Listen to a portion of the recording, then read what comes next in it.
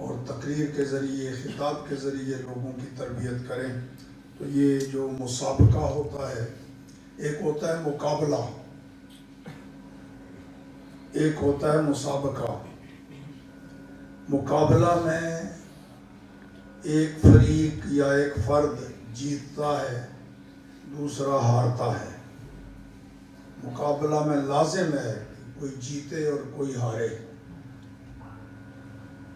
جیسے جنگ میں ایک لشکر جیتتا ہے تو دوسرا ہارتا ہے. کھیل کے میدان میں ایک ٹیم جیتی ہے تو دوسری ہارتی ہے. مگر مسابقہ میں جیت ہی جیت ہے، ہار کوئی نہیں. ماشاءاللہ، سبحان اللہ، سبحان. یہ حسن تقریر کا مسابقہ ہے جو آج انعقاد پذیر ہے، مقابلہ نہیں.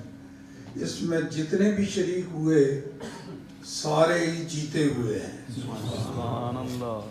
ہارا کوئی بھی نہیں.